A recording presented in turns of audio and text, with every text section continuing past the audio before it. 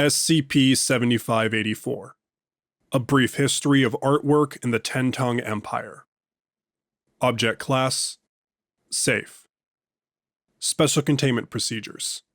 SCP-7584 is to be stored in Collection Vault 4 at Site-109, a specialized containment unit used by the Art History Department which monitors and automatically balances humidity and temperature for optimal long-term storage. All non-anomalous instances can be viewed with approval from a junior member of Art History staff. Anomalous instances require approval from Dr. Morthy. Description: SCP-7584 is the collective designation for 505 artworks.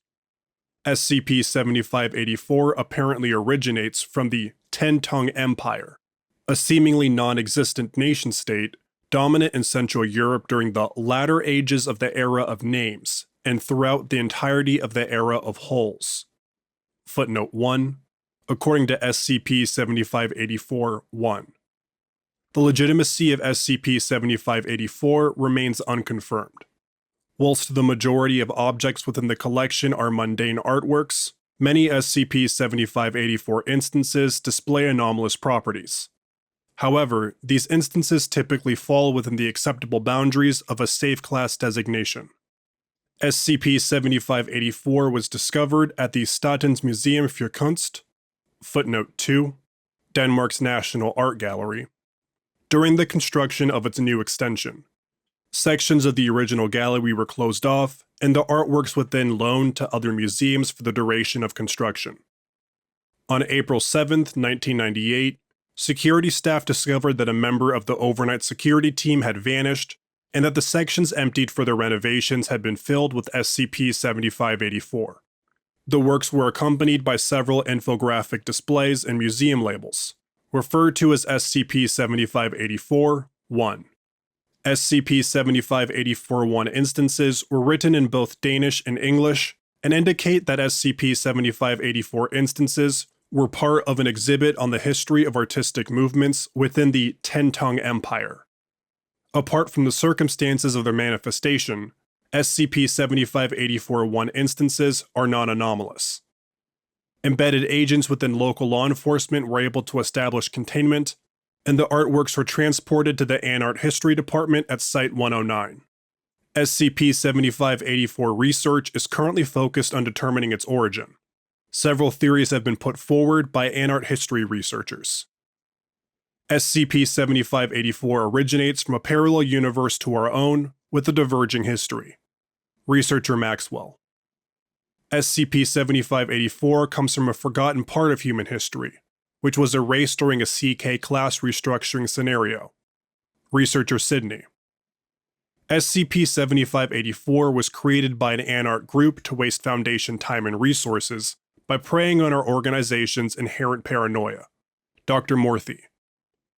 The following are a selection of particularly noteworthy items from the SCP-7584 collection and their accompanying SCP-7584-1 instances. More complete documentation is available from Dr. Morthy upon request. Item number 208. The Duke's Retort. Label. Retort is typical of artwork from the late Era of Names, focusing on literalistic depiction of events. But Mueller's iconic depiction of the writhing Duke's sack of Athens makes particularly effective use of chiaroscuro, footnote 3, an artistic style focusing on the interplay of light and shadow, and serves as an important historical example of art as propaganda. The Duke famously gifted works depicting its great victories to close political rivals. The screams of the philosopher kings as they burned would have served as an effective reminder of the Duke's wrathful temper. Description: the scene is set in front of the Parthenon at night. A pyre has been lit, and several bearded men dressed in red togas are tied to it. A group of soldiers are feasting around the burning figures, jeering and insulting them. Sat at the center of the image, with its back to the viewer, is a figure dressed in a uniform closely resembling that of 18th century Prussian military officers. The item's anomalous properties manifest upon being viewed, as the scene begins to animate. The burning figure's cries of pain can be heard, as can the jeers of the soldiers. Viewers often report the smell of burning flesh, although no physical evidence of burning matter has been detected during tests. Despite the fact that the central figure remains stationary and its face therefore remains hidden, a significant portion of viewers describe it as grinning ear to ear. Item number 5. Tutelage at Pont-Avens. Label.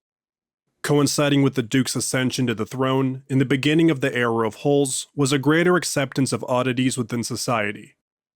Avant-garde artists were among the first to explore this new frontier of culture and science. This meta-visual piece by Muhat Rajib caused a great stir when first presented at the Salon de Trage, and reports of nausea and fainting occupied many local papers at the time. Whilst contemporary critics accused Rajib of focusing on gimmicks over actual artistic merit, Tutelage is widely regarded as one of the first examples of a filmic narrative and has secured its place in art canon. Description: a dark-skinned man, bearded and dressed in flowing light pink robes, stands in an artist's studio, instructing a class of young pupils on painting techniques. The style is roughly analogous to non-anomalous impressionism. The object's anomalous properties manifest when a subject views it for over 20 seconds and then closes their eyes. This creates a temporary, if vivid, hallucination whereby the viewer perceives themselves inside the studio depicted in the painting. The three-dimensional environment takes on a similar appearance as the original artwork, and the objects and entities within appear to be made out of solid paint. The entities can be interacted with as if they were physical, but do not respond to external stimuli. These entities are fully animate within this hallucination, and the central figure continues to deliver its lecture. However, this lecture is in a currently unknown language. Collaboration with the Paralinguistics Department is ongoing. Item number 421. Abbess at the Convent of 5 Humours. Label. A portrait of the then Abbess Abigail Martin. The 5 Humours Convent experienced a resurge of political and spiritual relevance during the era of holes, as the Abbess became a darling of the Ducal court. Rumor at the time maintained that the Abbess was one of the few people on the continent that the Duke respected, which is impressive considering its capricious nature. This portrait of the Abbess hung in the chapel of the Convent until it was stolen during its destruction. It was thought lost until many years later when it was found in a private collection.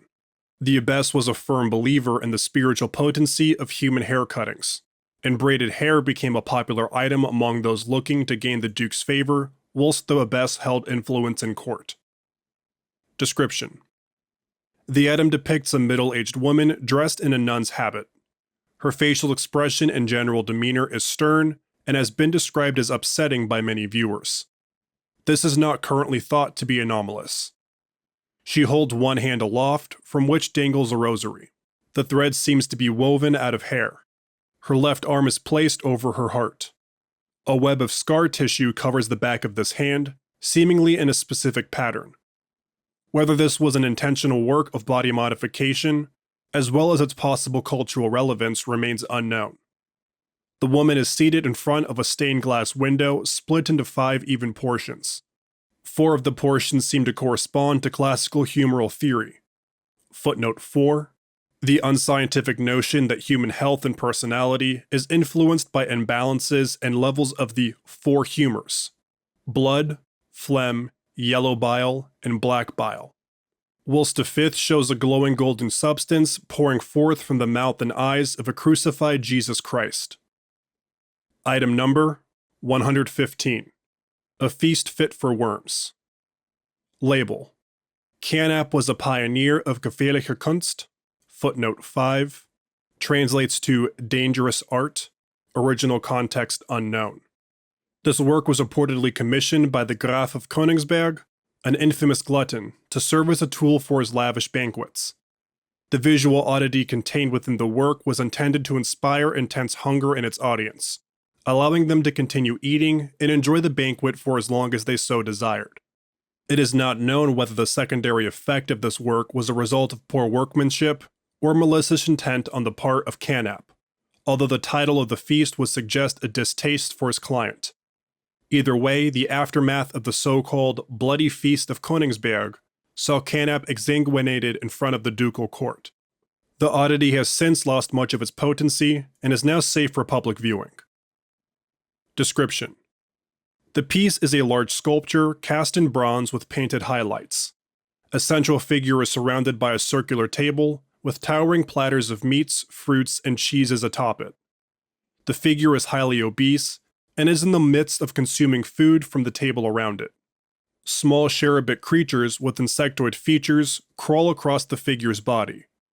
Viewing the item causes a mild sensation of hunger that fades when it is no longer in view.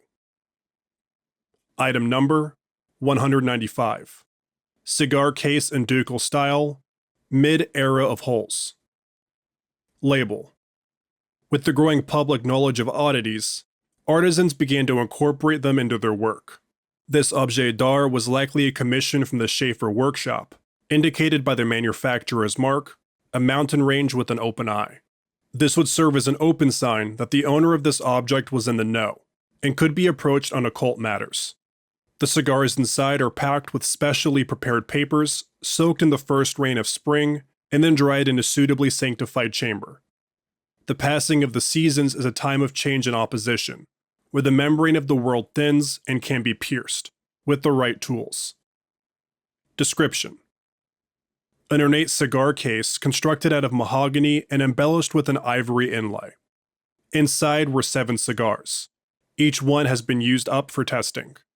The cigar label is a deep purple, inscribed with Sanskrit text, which roughly translates to "forged in Hyderabad." Testing has shown that the smoke from these cigars caused a minor decrease in local Hume levels. The D-class used in the above test reported auditory hallucinations of mechanical sounds akin to a key in a door. Item number 519. Stillbirth. Label: Agatha Clement's dreaming period produced some of her best work. When she returned to the Empire after a long stay at a Mongolian mountain resort, an exhibition was put on of the prolific work she had produced during this time.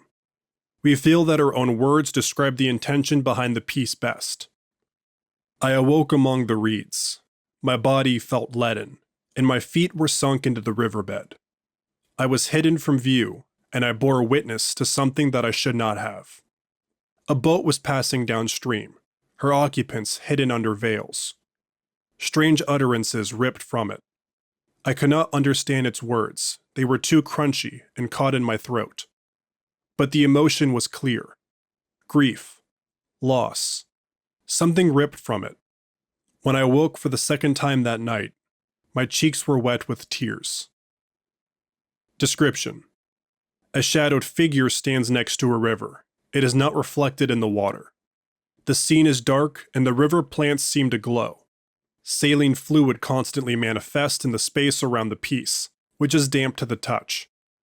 These puddles will constantly dry and remanifest, rapidly creating hollow, egg-shaped salt formations. Item number 25. The People Storm Hell's Gates. Label: painted by an unknown artist who was placed under imperial censure by the Interdictorial Commission. When the freshet revolt began, footnote 6, a freshet typically refers to a temporary rise in a river's water level due to melting snow in spring. The context in this case is unknown. Its cause was taken up by the artistic and cultural community of Paris. Propaganda pieces such as this were common at the time, and served as a means of recruitment and maintaining morale for the duration of the revolt. However, these pieces ultimately proved to be the downfall of their creators, as when the revolt was quashed by the newly purchased hordes of the Sunset Prince, his government set about censoring its opponents. Artists such as this anonymous creator had their names stricken from historical records. Note the forgotterance of its key figures.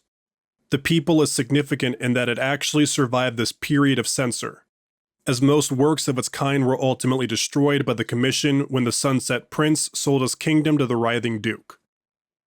Description: the piece is ostensibly non-anomalous.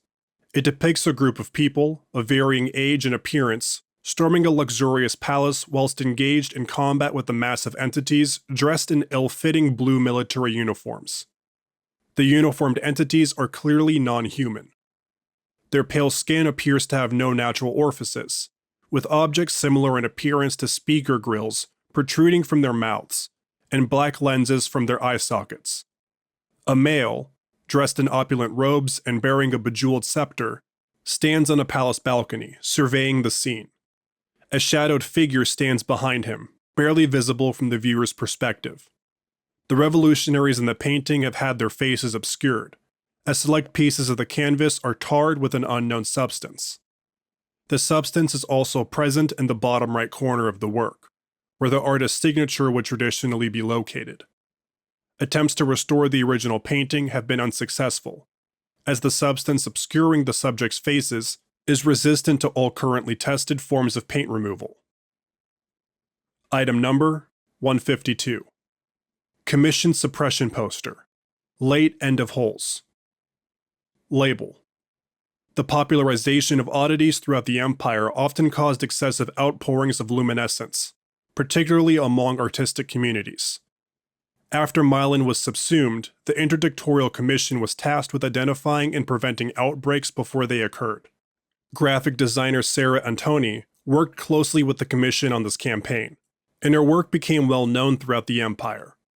Her insistence on accurately portraying her subjects is displayed here. The rapturous glory on this outbreak victim's face was particularly effective. Description: a non-anomalous poster. The image shows a man being escorted by two figures. Beams of light are emerging from each of his orifices. The figures, dressed in what appear to be hazmat suits fashioned out of leather and fabric, have the man by the arms and are walking him away. Text on the top and bottom of the poster reads, "Don't be the hole in our defense. Citizens of the Empire, if you, a family member or acquaintance begins to manifest a light behind the eyes, or notice a luminescence pouring forth from the nose or mouth, alert a member of the Interdictorial Commission immediately." Item number 1. Self-Portrait, Untitled. Label. The label on this piece has been highly damaged. The phrase, "May it never return," is legible, but the rest of its content is unrecognizable. Description: the object is a highly photorealistic portrait. The subject is a middle-aged man wearing a security guard's uniform and holding a flashlight. His eyes are closed and his face is stretched into a wide grin. There are various lumps and bulges under the skin. Whilst no instance of movement has been recorded as of yet, viewers frequently claim that these deformations writhe when viewed from the edge of their vision. Thank you for listening to SCP-7584, A Brief History of Artwork in the Ten-Tongue Empire by Sobek109. If you enjoyed this SCP, please like and subscribe, and follow the link in the description of the SCP Wiki, and vote it up to support it and the SCP Wiki as a whole.